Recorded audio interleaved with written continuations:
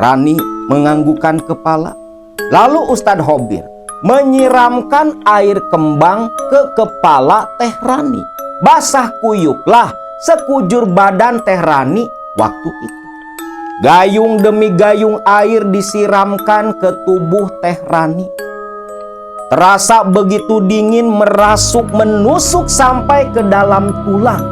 Tubuh Teh Rani pun menggigil gemetar. Ustadz Khobir mulai menggerayangi badan Teh Rani. Dari ujung kaki sampai ujung kepala. Tubuh Teh Rani diraba-raba oleh Ustadz Khobir dengan napas memburu seperti orang yang begitu bernafsu.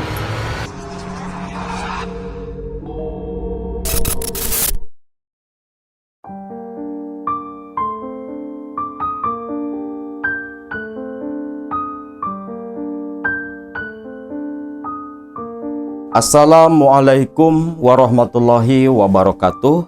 Salam sejahtera buat semua Baraya KMS dimanapun kalian berada. Di tahun 2026 ini banyak kasus-kasus terjadi.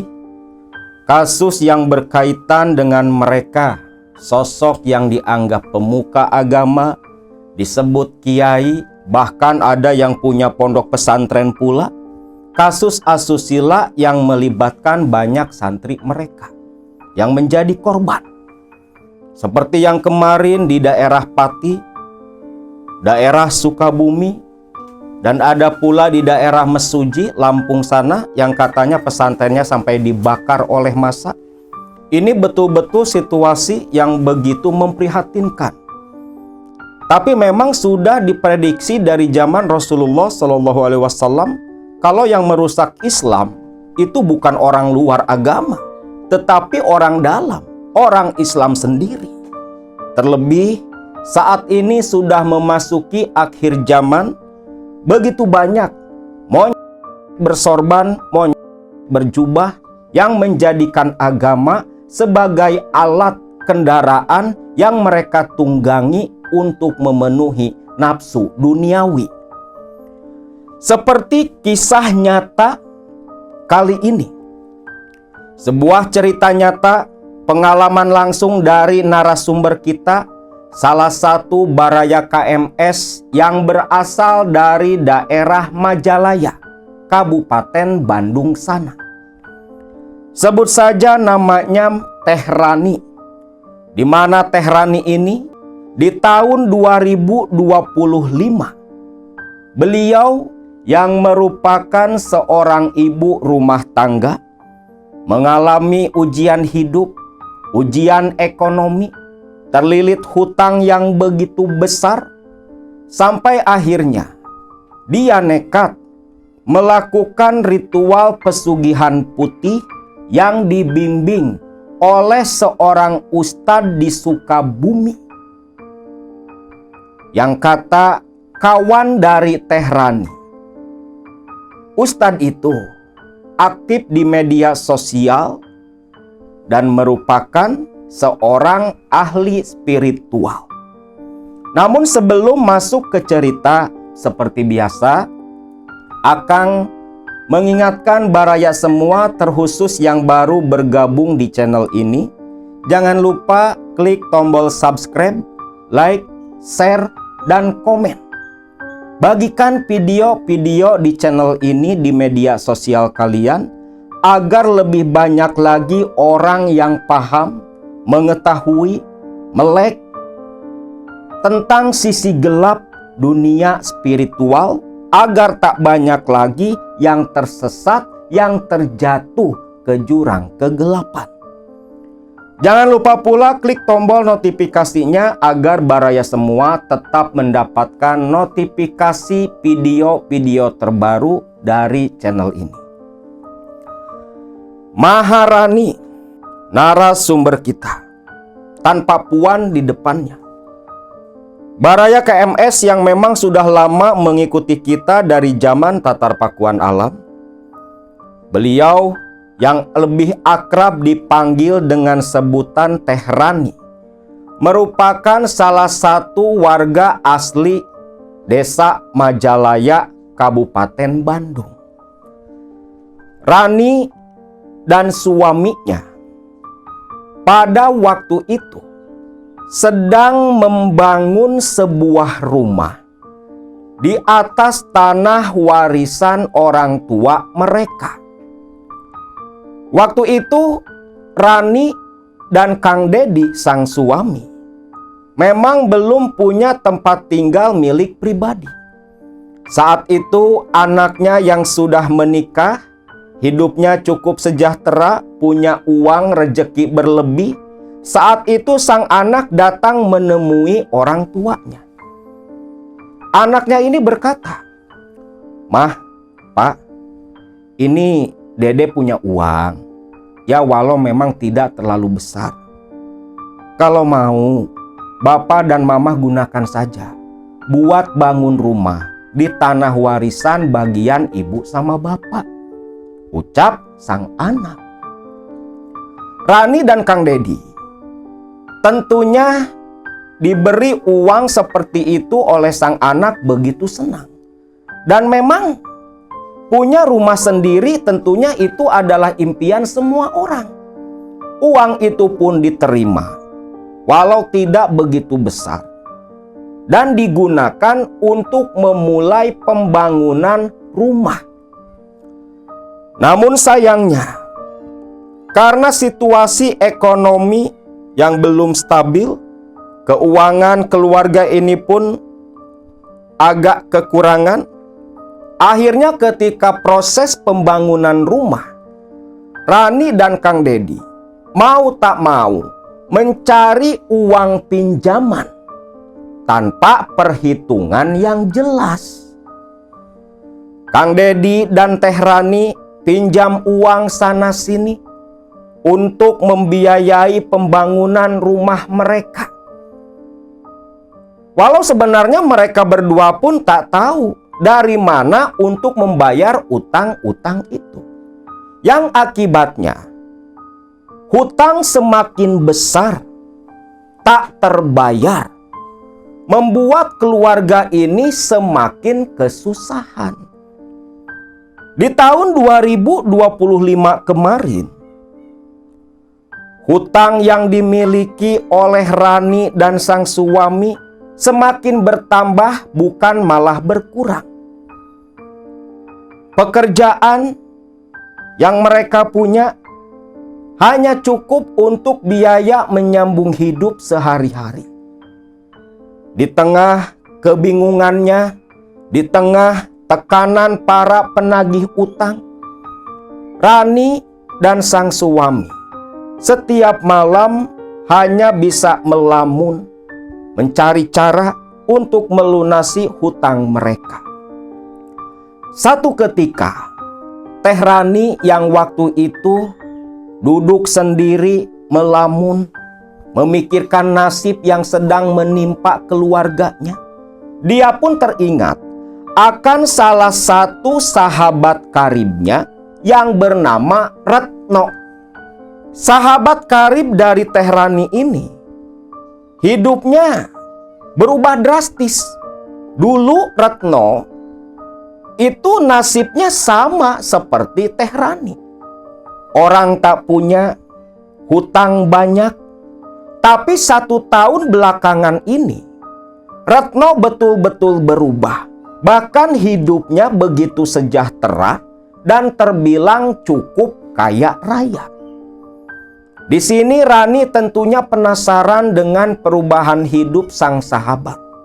Sampai terbersit dalam pikirannya, iya ya, si Retno dulu nasibnya nggak jauh beda. Rahasianya apa? Kok dalam tempo yang begitu singkat bisa berubah seperti itu? Apa mungkin? Coba bertanya saja. Minta tolong sama si Retno. Itu pikirannya Teh Rani. Dipikir bulak-balik, tak ada jalan lain. Rani pun berniat mendatangi Retno sahabatnya untuk meminta tolong minta petunjuk agar bisa lepas dari hutang seperti Retno di masa lalu. Singkat cerita, esok paginya selepas beberes rumah, menyiapkan sarapan untuk sang suami yang mau berangkat kerja. Teh Rani mengantar sang suami sampai depan rumah, lalu mengunci pintu, langsung bergegas berjalan kaki menuju ke rumahnya Retno. Rani dan Retno sudah janjian lewat telepon semalam. Dan ketika tiba di rumah Retno, Rani pun disambut dengan begitu hangat. Tumben Ran, pagi-pagi udah kemari. Semalam nada-nadanya kayak yang penting banget. Ada apa sih Ran? Ada perlu lah.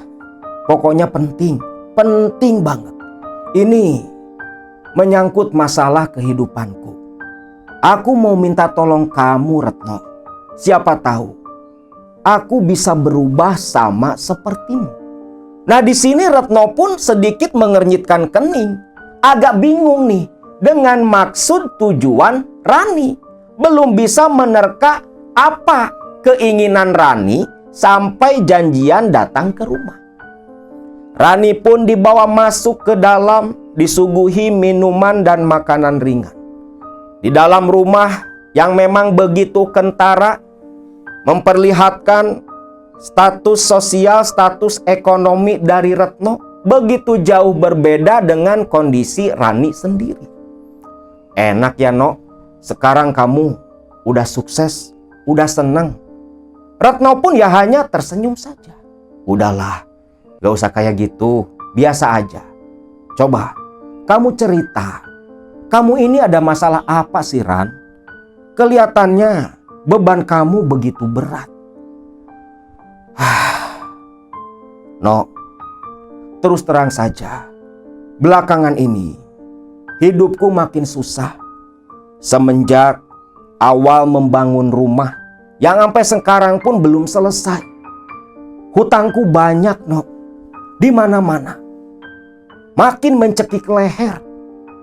Sedangkan ikhtiar kemanapun, aku sama sekali nggak bisa membayar hutang-hutang itu. Hasil kerja suami bukannya tak ada, tapi ya cuma cukup buat nyambung hidup saja No. No, tolonglah kasih tahu, kasih petunjuk gimana caranya biar bisa lepas dari masalahku ini. Dulu kan kamu juga sama, tak jauh beda sepertiku, ucap Rani. Nah di sini Retno pun terdiam cukup lama. Dari raut wajahnya seperti yang ragu menjawab pertanyaan Rani. Aduh, ya kalau masalah utang pengen lunas ya kerja Ran. Kerja keras, bayar perlahan, dicicil, biar hutang tak semakin membengkak. No, aku kenal kamu udah lama. Bukan jawaban itu yang aku inginkan No. Kalau masalah itu, tak perlu kamu yang bilang, aku pun paham. Ayolah No, kasih tahu. Bagi-bagilah. Gimana caranya bisa berubah drastis seperti kamu, No? Ran, yakin kamu? Yakinlah, No. Kalau nggak yakin ya gak mungkin aku sampai datang kemari. Mempermalukan diri. Mengibak sama kamu. Kasih tahulah, No. Di sini Teh Rani terus merayu Retno agar memberitahu caranya seperti apa. Ran, seperti yang kamu tahu, dulu aku memang tak jauh beda seperti kamu. Tapi setahun lalu Ran, di tahun 2024, aku kenalan sama seorang ustadz, ahli spiritual. Oleh ustadz itulah aku dibantu sampai bisa hidup seperti ini. Nah, itu No, itu yang aku inginkan. Gimana caranya, no? Kasih tahu, no. Retno pun akhirnya membuka rahasianya. Rahasia yang dia tutup rapat selama 1 tahun ke belakang. Begini, Ran. Terus terang saja. Aku menjalani ritual dibimbing oleh Ustadz itu. Ustadz Hobir dari Sukabumi. Dibimbing oleh beliau, aku menjalani ritual pesugihan putih tanpa tumbal, ucap Retno. Mendengar hal itu, Rani pun terkejut. Jadi kamu ritual pesugihan, no? Iya, Ran. Aku bisa berubah. Aku bisa hidup seperti ini. Itu hasil dari ritual pesugihan putih yang aku jalani. Dibantu sama Ustadz Hobir itu. Bahkan sampai sekarang pun, sebulan sekali, aku selalu ke sana untuk menjalani ritual. Dan lihat hasilnya. Kamu bisa lihat sendiri. Hutang lunas, hidupku enak, pengen apapun bisa kebeli. Rani hanya bisa mengangguk saja. Karena apa yang Retno ucapkan itu semua nyata, ada di depan mata. No, ngomong-ngomong, ritual macam apa sih yang disebut pesugihan putih itu? Ya, ritualnya sih nggak aneh-aneh. Ya cuman ritual seperti pada umumnya. Tentunya dalam ritual seperti ini ada mahar yang harus diberikan. Cukup besar pula. Ditambah, kalau kamu sanggup menjalani ritualnya nanti, gak terlalu berat kok. Cuman tinggal nyajen dan baca wiridan saja. Hidupmu pasti akan berubah, Ran. Retno meyakinkan Rani seperti itu.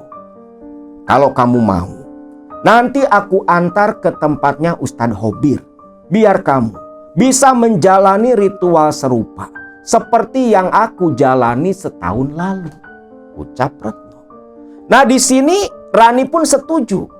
Cuman yang jadi beban pikirannya, kemana harus mencari uang untuk mahar ritual? Tinggal pinjam sajalah, Ran. Nyari pinjaman kemana, kek? Tak jamin uang mahar itu akan berganti berpuluh-puluh kali lipat. Gak bakal rugi lah. Gak usah takut. Gak usah takut kena tipu. Saya buktinya bisa sukses seperti ini. Nah, di sini Rani pun semakin yakin selepas mendengar ucapan Retno yang seperti itu. Nah, singkat cerita, Rani pun pamitan pulang, mau mencari pinjaman, mau nyari utangan untuk biaya mahar dan perjalanan ke Sukabumi ke tempatnya si Ustadz Hobir. Beberapa hari berlalu, akhirnya Rani dapat pinjaman uang sekitar 3 juta lebih dari salah satu tetangga di desa Majalaya, di daerah Majalaya. Uang itu uang panas karena harus dikembalikan secepat mungkin. Awalnya Rani ragu menerima uang pinjaman itu, tetapi karena teringat ucapan-ucapan Retno, dengan pede uang itu dia terima dan berjanji tak lama lagi akan dikembalikan. Selepas punya uang untuk biaya ritual, Rani pun datang kembali menemui Retno. Dan keesokan paginya, Rani diantar Retno menuju ke Sukabumi menemui Ustadz Hobir. Dari Majalaya, Bandung sana, mereka berdua naik bis dari terminal. Tiba di daerah Sukabumi, mereka kembali naik angkutan umum. Yang menurut cerita dari Teh Rani, lokasi tempat tinggal dari si Ustadz Hobir ini itu dari pabrik Aqua sekitar 3 km lagi. Sayangnya di sini Teh Rani nggak ingat nama desa dan lokasi tepatnya. Karena waktu itu dalam pikiran Teh Rani pengen cepat ketemu, pengen cepat ritual. Singkat cerita, tengah hari mereka berdua pun tiba di kediaman Ustadz Hobir. Di sini Retno beruluk salam dari luar rumah. Tak berselang lama terdengar jawaban seorang lelaki paruh baya, setengah baya, yang ketika si pemilik rumah yang tak lain adalah Ustadz Hobir membukakan pintu. Rani agak terkejut karena Ustadz Hobir ini masih terbilang cukup muda. Usianya ya sekitar 40 tahunan lebih. Alhamdulillah. Teh Retno, sama siapa? Ini loh Pak Ustadz, sama kawan saya, sahabat saya. Kenalin Pak Ustadz, namanya Rani, ucap Retno sambil tersenyum penuh arti. Nah di sini Retno dan Rani pun bersalaman dengan Ustadz Hobir. Namun di sini melihat tingkah laku Retno dan Ustadz Hobir yang begitu akrab, dan keakrabannya ini agak sedikit berlebihan, agak cukup mencurigakan. Aneh, kok si Rani akrab banget sama tuh Ustadz? Akrabnya juga beda, kayak ada sesuatu, pikir Rani. Namun Rani tak peduli lah, langsung bergegas masuk ke dalam rumah Ustadz Hobir. Duduk di ruang tamu, sebentar ya, tak buatkan minuman dulu. Ustadz Hobir beranjak pergi. Tak lama berselang datang kembali menyuguhkan minum kepada dua tamunya. Jadi, Teh Rani ini dari Bandung juga? Iya Pak Ustadz. Saya kawannya Teh Retno. Sama dari daerah Majalaya. Begini Pak Ustadz. Saya datang kemari mau minta tolong sama Pak Ustadz. Ya tak jauh beda sama Mbak Retno. Nasib saya sama seperti Mbak Retno dulu. Iya Kang Ustadz, tolonglah bantu si Rani ini. Kasihan dia, terlilit hutang begitu besar. Jadi maksud Teh Rani datang kemari mau ikut ritual seperti Retno. Iya Pak Ustadz, pengen ikut ritual seperti Retno. Ya sudah, kalau memang seperti itu. Tapi apa sudah disiapkan untuk mahar ritual, beli sesaji dan sejenisnya? Sudah Pak Ustadz. Kira-kira berapa yang harus saya keluarkan untuk keperluan ritual pesugihan putih ini? Gak banyak, cuman 2,5 juta. Itu sudah cukup untuk keperluan ritual. Di sini Rani pun lantas menyerahkan uang kepada Ustadz Hobir sejumlah yang diminta. Uang 2,5 juta hasil dari pinjaman dari tetangganya. Uang itu pun langsung diterima oleh Ustadz Hobir. Nah selepas itu Ustadz Hobir memasukkan ke dalam saku baju uang pemberian dari Rani. Lantas dia berkata, Teh Rani, untuk ritual malam ini juga bisa langsung dilakukan. Sekarang Teh Rani tunggu saja dulu di sini. Saya sama Retno mau mencari keperluan ritual. Sekaligus mau membantu Teh Retno untuk ritual bulanan, ucap Ustadz Hobir. Karena memang Retno ini kan katanya sebulan sekali itu ritual ke Sukabumi. Dan waktu itu adalah waktu di mana Retno giliran ritual bulanan. Jadi saya nunggu di sini sendiri Pak Ustadz. Iya, tunggu saja di sini sendiri. Gak usah takut, anggap saja rumah sendiri. Saya sama Mbak Retno pergi dulu ya, ucap Ustadz Hobir. Rani pun ditinggalkan sendiri di rumah Ustadz Hobir. Sedangkan Ustadz Hobir berangkat keluar entah kemana. Katanya mau membantu ritual bulanannya Mbak Retno, sekaligus mau nyari keperluan sesaji untuk ritual nanti malam. Waktu berlalu, singkatnya beberapa jam kemudian menjelang sore, Retno dan Ustadz Hobir pun datang kembali. Di sini Rani sempat melihat dari jendela yang tertutup gordeng tipis, melihat kedatangan Retno dan Ustadz Hobir. Agak terkejut di sini Rani, karena terlihat Ustadz Hobir ini menggandeng tangannya Retno. Ini pasti ada apa-apa nih. Kok sampai gandengan tangan gitu? Pikir Rani. Tapi Rani nggak mau suudzon dulu lah. Tak berselang lama, mereka memasuki halaman rumah. Beruluk salam, pintu terbuka. Rani pun berdiri menyambut kedatangan Ustadz Hobir dan Teh Retno, Mbak Retno. Retno pun lantas duduk di samping Rani. Sedangkan Ustadz Hobir membawa barang belanjaan yang sepertinya adalah sesaji. Dari mana, No?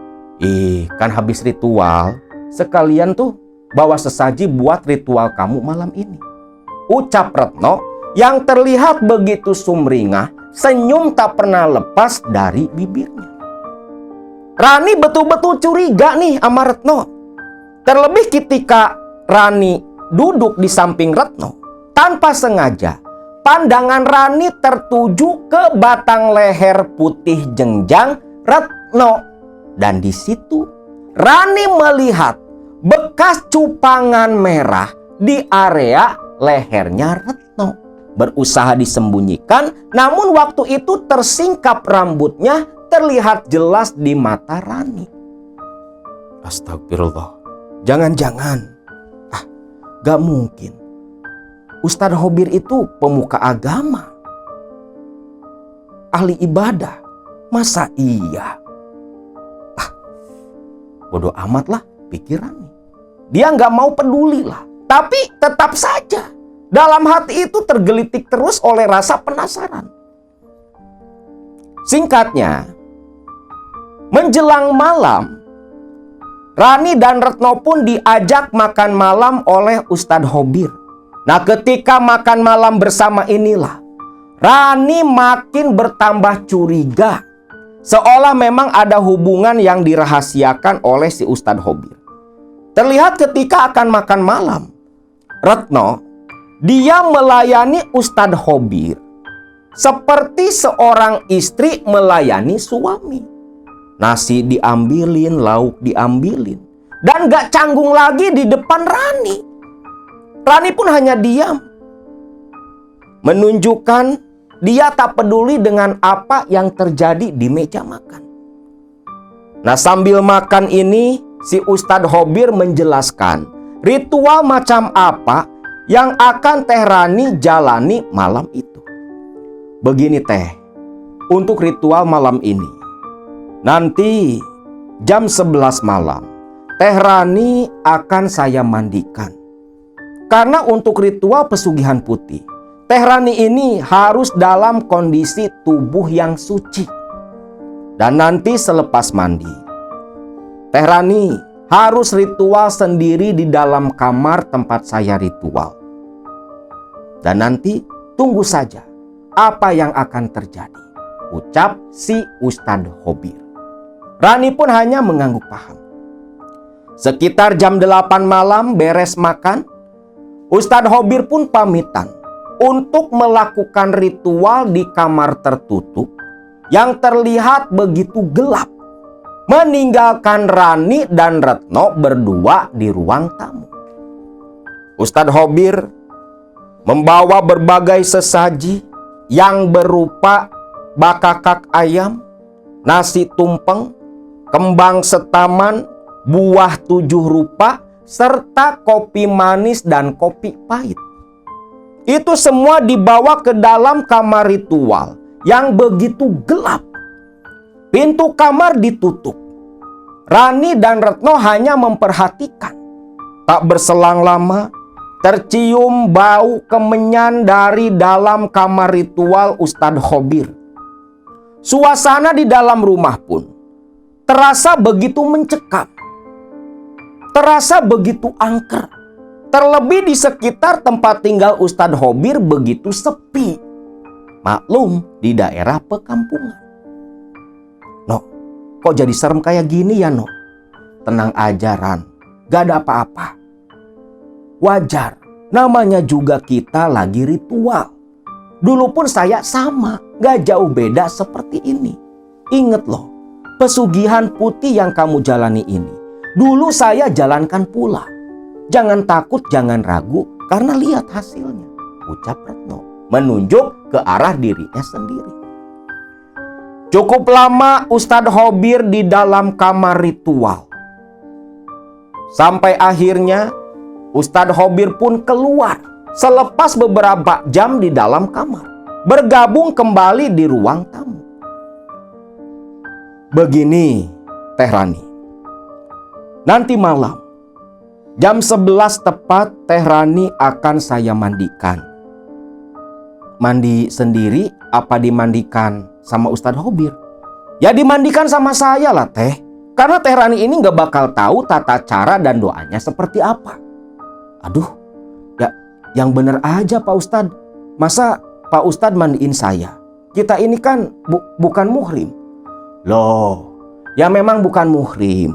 Tapi di sini posisinya, saya ini sebagai guru dan Teh Rani sebagai murid.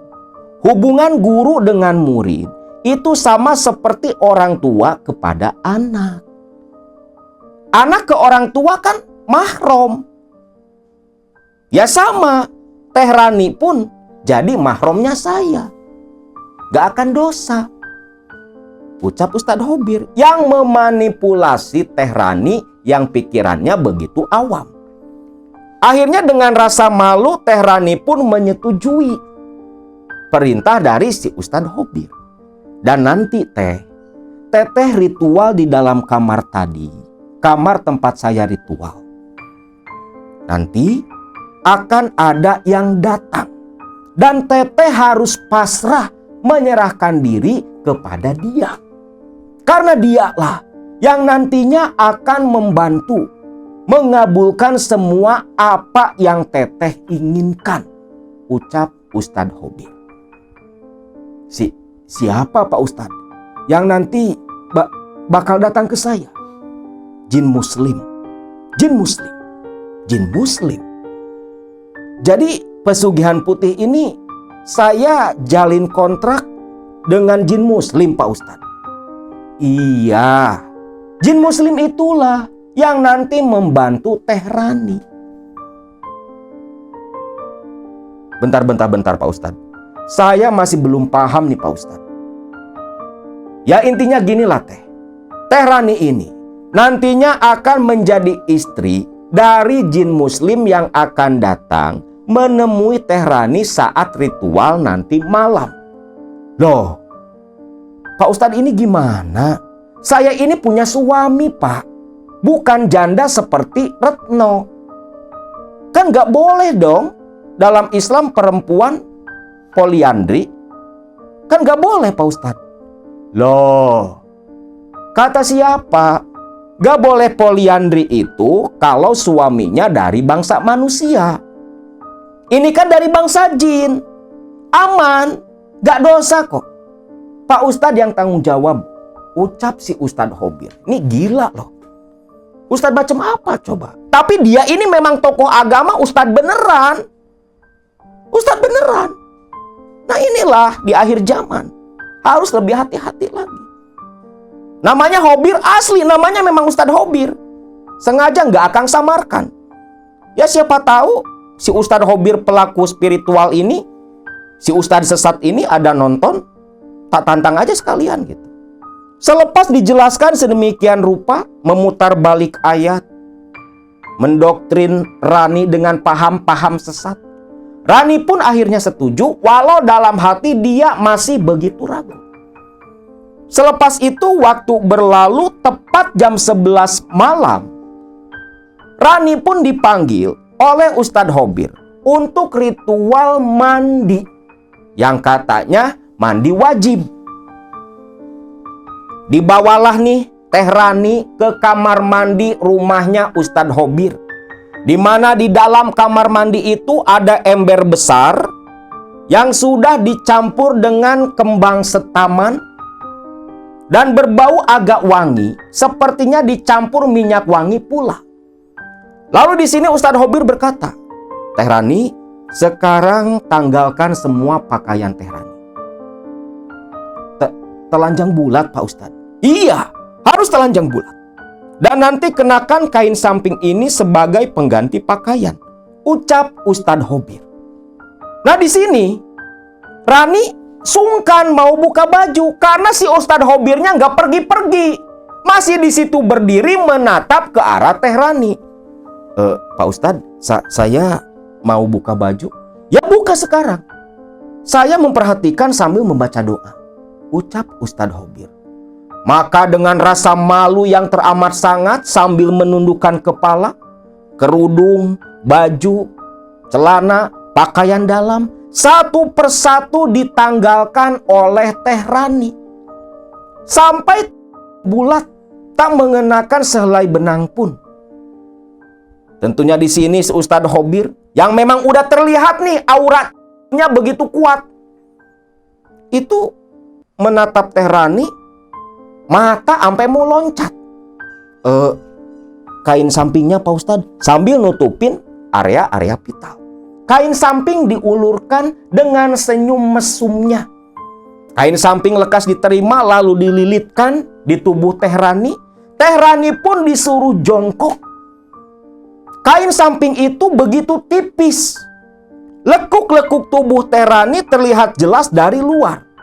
Apalagi kalau disiram air, maka nyeplak banget tuh bagian tubuh vital dari Teh Rani.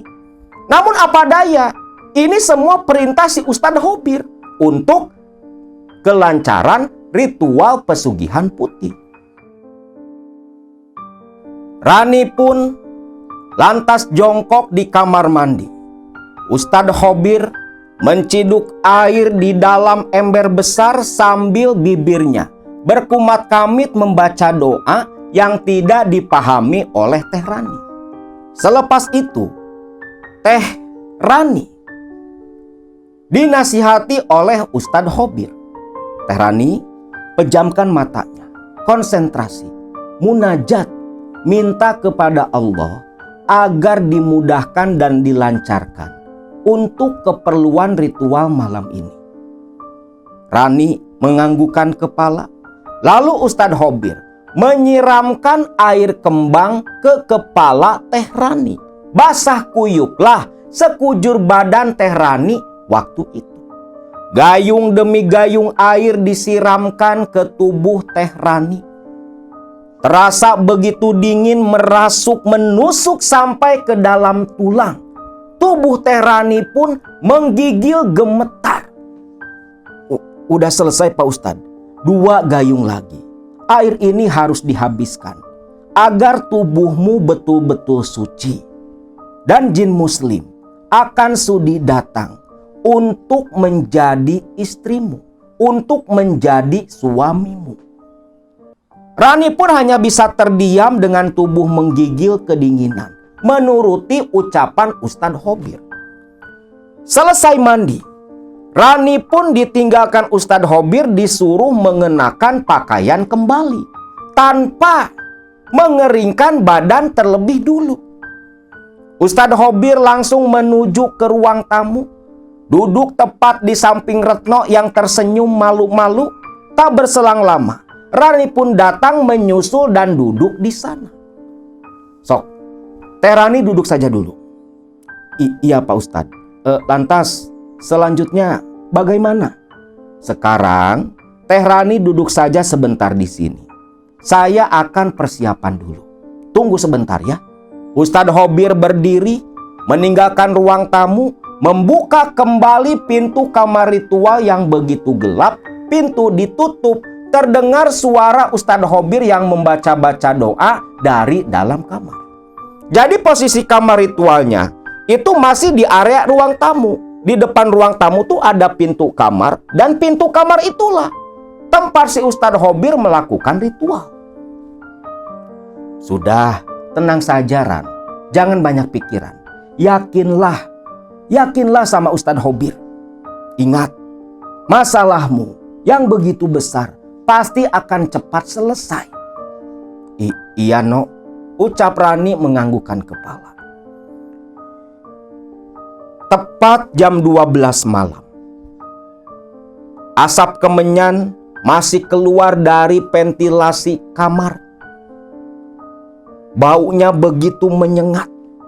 Namun Retno seperti yang tidak terganggu, seolah sudah terbiasa dengan keadaan semacam itu. Anjing menggonggong di luar tiada henti, seolah menjadi pertanda. Di kampung itu, ada seseorang yang sedang melakukan sebuah kesesatan. Menjadi pertanda akan terjadi sesuatu. Dan itu memang akan dialami langsung oleh Rani. Perlahan terdengar suara pintu dibuka. Pintu kamar begitu pelan terbuka lebar. Ustadz Hobir keluar sambil tersenyum, membawa segelas air putih. Lantas duduk kembali di ruang tamu menghadap Teh Rani. Ustadz Hobir pun berkata, "Teh Rani, minum sampai habis air yang sudah saya doakan ini." "Baik Pak Ustadz." Air diambil, bismillahirrahmanirrahim, langsung diminum oleh Rani. Selepas air habis diminum oleh Rani, Ustadz Hobir pun tersenyum menatap tajam ke arah Rani, membuat Rani agak salah tingkah. Pak Ustadz, selanjutnya apa ya Pak Ustadz? Nah, selanjutnya sekarang ke tahap ritual terakhir. Ikut dengan saya. Rani pun dituntun oleh Ustadz Hobir, dipegang tangannya, lalu dituntun dibawa masuk ke dalam kamar ritual. Di sini Rani dalam hati ingin menolak dipegangi tangan oleh si Ustadz Hobir. Namun anehnya, hati dan pikirannya tak selaras dengan gerakan tubuhnya sendiri. Rani ini seperti yang bukan Rani. Karena pikiran dan hati betul-betul tak selaras dengan tubuh. Hati dan pikiran menolak, namun tubuh menurut begitu saja. Seolah Rani ini dalam penguasaan pengaruh si Ustadz Hobir. Masuk ke dalam kamar ritual, bau kemenyannya begitu kuat. Terlihat pula sesaji ditata begitu rapi. Walau gelap, tapi ada cahaya yang masuk ke dalam dari ruang tamu. Nah, di dalam kamar ritual itu pun ada kasur yang digelar di atas lantai. Ustadz Hobir berkata, Teh Rani sekarang tidur saja di atas kasur ini." "Tidur Pak Ustadz?" "Ya, tidur saja. Tunggu jin muslim itu nanti datang menemui Teh Rani." Baik Pak Ustadz." Tanpa ada doa yang harus dibaca oleh Rani. Rani disuruh tiduran sebagai bentuk bagian dari ritual. Bukan semedi, bukan wiridan. Hanya disuruh tidur menunggu si jin muslim datang ke dalam kamar. Anehnya, tepat ketika Teh Rani tiduran di atas kasur, mulai merebahkan badan, saat itulah ngantuk langsung datang begitu berat. Sampai yang terakhir diingat oleh Teh Rani hanya senyum seringai mesum dari sosok Ustadz Hobir. Terdengar pula sayup-sayup suara pintu yang ditutup. Kamar pun yang memang sudah begitu gelap menjadi hening seketika. Rani langsung tertidur begitu lelap di dalam kamar ritual. Waktu berlalu. Selang 1 jam kemudian, terdengar suara pintu kamar ritual terbuka. Kret. Lalu terdengar suara langkah kaki yang berjalan masuk ke dalam kamar. Rani tersadar seketika. Namun anehnya, hati dan pikirannya sadar, tapi Rani tak bisa menggerakkan badannya sendiri. Tubuhnya masih tidur telentang dengan mata terpejam. Hanya pikiran dan hati yang tersadar, tubuh tetap tertidur. Rani tak bisa menggerakkan badannya sendiri. Tak berselang lama, sosok yang berjalan masuk itu terbatuk. Dan Rani kenal dengan suara itu. Suaranya si Ustadz Khobir. Langkah kaki mendekat, lantas terduduk diam di samping kaki Teh Rani. Dan disitulah Rani terkejut. Ustadz Khobir mulai menggerayangi badan Teh Rani. Dari ujung kaki sampai ujung kepala. Tubuh Teh Rani diraba-raba oleh Ustadz Khobir dengan napas memburu seperti orang yang begitu bernafsu. Rani menjerit dalam hati, ingin meronta, ingin teriak. Namun apa daya, tubuhnya tak bisa dikendalikan sama sekali. Satu persatu pakaiannya mulai dipreteli. Bagian-bagian vitalnya, bagian-bagian sensitif tubuh Teh Rani dipegang, digerayangi, diraba-raba oleh tangan Ustadz Khobir. Dalam hati Teh Rani terus menjerit, meminta tolong kepada Allah. Ya Allah, lebih baik saya mati daripada harus dihinakan seperti ini. Itu jeritan hati Teh Rani. Teh Rani membaca ayat-ayat kursi, menjerit dalam hati, meminta pertolongan agar bisa lepas dari pengaruh si Ustadz Khobir.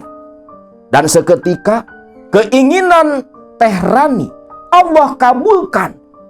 Kesadarannya yang sudah penuh dia kuasai. Tubuhnya sudah bisa mulai kembali digerakkan. Walau masih begitu perlahan, Teh Rani pun lantas membuka mata. Tepat ketika Teh Rani membuka mata, Ustadz Khobir sedang berdiri mengangkangi tubuh Teh Rani. Sontak dengan refleks sambil menjerit, astagfirullah, Teh Rani langsung menendang selangkangan Ustadz Khobir. Lu bayangin, lagi pas buka celana ngangkangi Teh Rani, itu Teh Rani di bawah langsung nendang selangkangannya Ustadz Khobir. Aduh, ucap Ustadz Khobir. Ustadz Khobir mengaduh kesakitan. Rani pun langsung bangun, setengah berlari keluar dari kamar. Kalau jin, gak mungkin dong teriak aduh. Itu jelas Ustadz Khobir. Ketika tiba di ruang tamu, dengan raut wajah pucat pasi ketakutan, Teh Rani langsung duduk di kursi. Nah, di sini anehnya. Seketika Teh Rani lupa apa yang barusan dia alami di dalam kamar. Tak berselang lama, Ustadz Khobir keluar dari kamar ritual, membetulkan pakaian, tersenyum tanpa dosa, lantas berkata, sudah selesai Teh. Teteh tinggal melanjutkan ritual di rumah di Majalaya, ucap Ustadz Khobir sambil meringis-ringis menahan sakit, duduk menghadap Teh Rani. Tak berselang lama, Retno pun keluar dari kamar pula. Dari kamar yang lain ikut bergabung bersama Rani. Gimana Kang Ustadz? Tanya Retno. Sudah selesai. Ritual tinggal dilanjutkan di rumah. Di sini Rani masih linglung. Ritual apa lagi Pak Ustadz? Begini, Ustadz Khobir mulai menjelaskan. Di sini di pikiran Rani ketika mendengar Ustadz Khobir berbicara, remang-remang ingatan ketika kejadian dalam kamar itu mulai terlintas, tapi lebih seperti bayangan buram. Seolah ada sesuatu yang mempengaruhi pikiran Teh Rani agar melupakan apa yang terjadi di dalam kamar barusan. Teh Rani pun kembali fokus mendengarkan ucapan Ustadz Khobir. Teh Rani, setibanya Teh Rani nanti di Majalaya di rumah, siapkan satu kamar khusus. Dan kamar itu harus dalam keadaan gelap. Tak boleh lampu dinyalakan. Dan setiap hari harus disediakan sesaji, sama seperti sesaji yang disediakan di kamar ritual. Jadi Teh Rani tiap hari harus nyediain sesaji berupa bakakak ayam, kembang 7 rupa, buah 7 rupa, kopi pahit, kopi manis, dan yang lainnya. Setiap hari harus diganti teh. Setiap hari diganti. Dan waktu malam Selasa serta malam Jumat, Teh Rani harus membaca wirid pengundang jin muslim agar jin muslim itu datang menemui Teh Rani. Wiridan harus tepat dilakukan jam 1 malam. Setiap sekali wiridan, doanya dibaca sebanyak 1000 kali. Rani pun mengangguk paham, lantas Ustadz Hobir mengajarkan doa yang harus nanti dirapalkan oleh Teh Rani di malam Selasa dan malam Jumat. Doa yang diajarkan oleh Ustadz Hobir bunyinya seperti ini. Ikuti kata-kata saya teh. Jin minal jinni wanarahum wal kafirun. Ucapkan teh. Itu sambil seperti yang sedang mengijazahkan ilmu. Saling bersalaman. Jin minal jinni wanarahum wal kafirun. Ikuti lagi teh. Jin minal jinni wanarahum wal kafirun.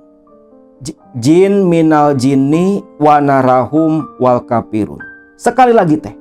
Jin minal jinni wanarahum wal kafirun. Jin minal jinni wanarahum wal kafirun.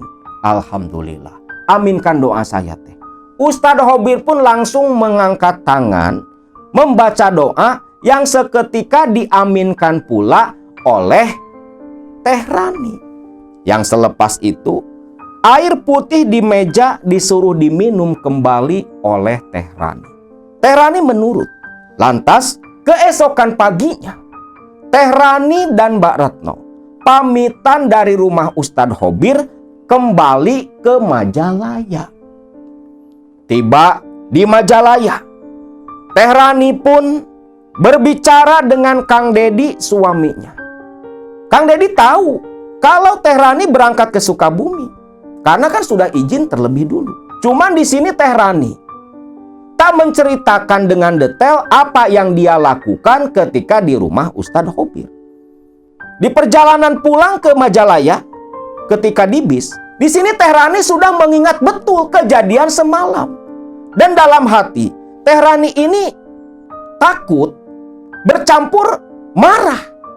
Hanya bisa dia pendam, tak bisa dia ucapkan. Bahkan Teh Rani sempat menerka-nerka. Pantes aja si Retno kemarin seperti itu. Berarti memang dia sudah terbiasa dicabut oleh si Ustadz Hobir. Parah, pikir Teh Rani. Nah di rumah Teh Rani cerita kepada Kang Dedi suaminya kalau harus menyediakan kamar khusus. Serta harus memberikan sesaji setiap malam. Aduh, yang bener atuh mah. Masa setiap malam harus diganti sesajinya? Ya kata Ustadz Hobir seperti itu Pak. Gak apa-apa lah Pak. Kalau gak ada uang ya kita cari pinjaman lah. Gimana caranya? Agar sesaji tiap malam masih bisa tetap diserahkan. Dengan berat hati, Kang Dedi pun menyetujui permintaan dari Teh Rani istrinya. Kamar disediakan, disiapkan tuh. Selalu gelap sampai lampunya dibuka nggak dipasang lagi. Dan mulai malam itu juga Teh Rani menyediakan sesaji sesuai perintah dari Ustadz Hobir. Namun yang membuat Teh Rani agak bingung, ritual itu harus dilakukan setiap malam. Jadi tiap malam mesti nyesajen selama 100 hari, kurang lebih 3 bulan. Lu bayangin berapa biaya uang yang harus Teh Rani keluarkan. Taruhlah nih ya, ngambil murahnya lah. Sekali sesajen taruh 50.000 dah. Kali 3 bulan 100 hari, udah 5 juta kan. Tapi apa daya? Itu semua harus dilakukan sebagai bentuk bagian dari ritual agar masalah keluarga mereka bisa selesai. Setiap malam sesaji diganti, ayam bakakak, buah-buahan, kembang setaman, kopi pahit, kopi manis, diganti setiap hari oleh Teh Rani. Gak boleh orang lain, harus Teh Rani yang terlibat langsung dalam ritual. Anehnya, Kang Dedi ini sudah pernah mencoba. Daripada tuba kakak ayam dibuang, kenapa nggak dimanfaatkan? Sempat sesaji itu mau dimakan sebagai lauk, tapi ketika dimakan tak ada rasa sama sekali. Semua hambar. Bahkan buah-buahan yang disesaji pun tak ada rasa pula. Nah, disinilah Kang Dedi pun yakin kalau memang sesaji itu dimakan oleh jin pesugihan putih. Lalu pas tiba malam Selasa, Teh Rani selepas menyiapkan sesaji di dalam kamar ritual. Jam 1 malam, Teh Rani ambil wudhu, sholat hajat, lantas duduk bersila, kembali membaca wirid yang diajarkan oleh Ustadz Hobir. Jin minal jinni wanarahum wal kafirun. Jin minal jinni wanarahum wal kafirun. Jin minal jinni wanarahum wal kafirun. Jin minal jinni wanarahum wal kafirun. Itu diulang-ulang sampai 1000 kali. Nah, di sini mestinya Teh Rani ini ada inisiatif. Ini doa artinya apa? Padahal kan di Google juga gampang loh. Tinggal ketik tuh doanya, muncul tuh nanti. Nah, perlu baraya semua ketahui. Jin minal jinni wanarahum wal kafirun. Kurang lebih maksud dan artinya seperti ini. Jin, sebagian dari golongan jin. Wanarahum, keluarga, keturunan, anak cucu. Wal kafirun, golongan kafir. Katanya pesugihan putih, tapi ini doanya justru malah doa mengundang jin kafir datang. Ulah masuk nih si Hobir. Dan orang-orang seperti Hobir ini banyak. Wali-wali setan yang menunggangi agama, berpenampilan alim untuk melakukan tipu daya menyesatkan manusia. Ini si Hobir golongannya, wakil-wakil iblis dia. Orang-orang awam seperti Teh Rani tentunya gampang tertipu, gampang diperdaya. Dan baraya semua ini harus hati-hati. Wiridan terus dilakukan oleh Teh Rani. Jin minal jinni wanarahum wal kafirun. Jin minal jinni wanarahum wal kafirun. Terus diucap sampai 1000 kali banyaknya.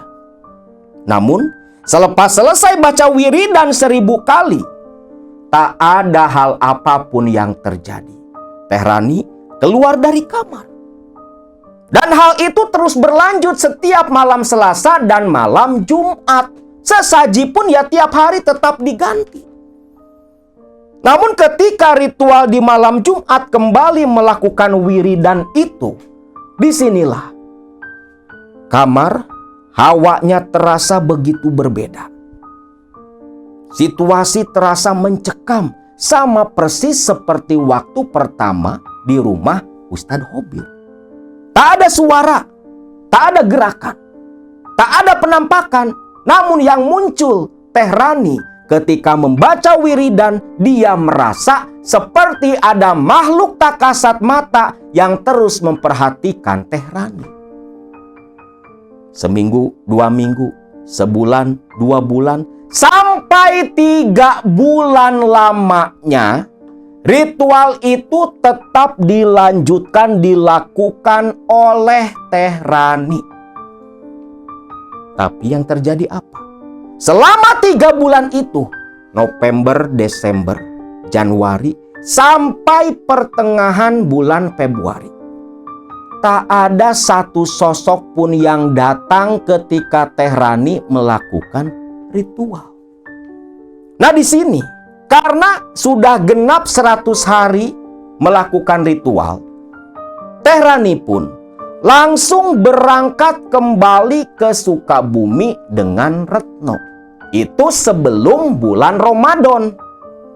Februari lalu nih, 2026. Teh Rani dan Retno kembali ke Sukabumi ke rumahnya Ustadz Hobir.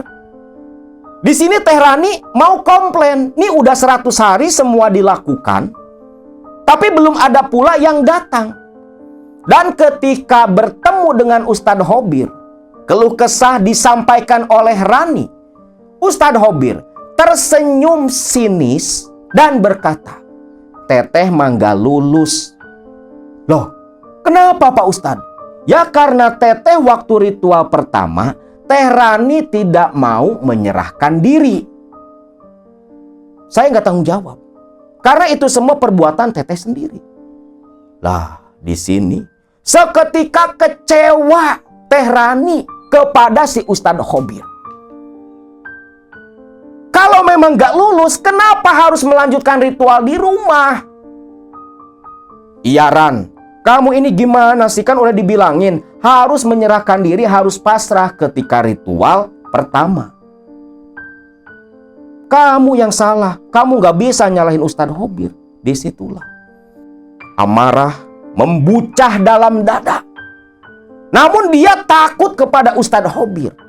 Dia hanya bisa menyimpan amarah dan dendam di dalam hati. Maka dengan penuh rasa sesal, penuh kekecewaan, selepas mendengar jawaban dari Ustadz Hobir kalau Teh Rani tak lulus karena tak mau menyerahkan diri, dalam arti tak mau dicabut oleh si Hobir, si Ustadz si iblis berjubah nih, bahkan lebih hina dari iblis nih si Hobir. Teh Rani pun langsung berdiri, mengucapkan salam, pamitan pulang sendirian, meninggalkan Retno yang tersenyum mengejek di ruang tamu Ustadz Hobir. Dan semenjak saat itu hingga detik ini, Teh Rani begitu menyimpan dendam kepada sosok Ustadz Hobir. Jangankan Teh Rani yang mengalami langsung kejadian itu, lah akang sendiri ketika Teh Rani membagikan ceritanya begitu marah. Cuman sayangnya Teh Rani itu nggak sempat moto si Ustadz Hobir karena begitu ketakutan. Kalau sampai ada aja fotonya dari Teh Rani, tak pang-pang langsung di channel akang.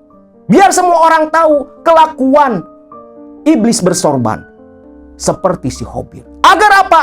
Agar lebih banyak orang tahu sisi gelap dunia spiritual itu seperti apa. Maka jangan sekali-kali mendatangi orang-orang seperti si Hobir. Karena akibatnya seperti yang Teh Rani alami. Hutang bukannya kelar, hutang bukannya lunas, malah semakin membengkak dan semakin bertambah banyak. Dan kita doakan semoga Teh Rani yang saat ini sedang berikhtiar, ikhtiar dohir dengan bekerja, ikhtiar batin meminta lewat jalur langit dengan amalan-amalan khusus. Semoga masalah Teh Rani bisa cepat selesai dan Allah berikan pertolongan.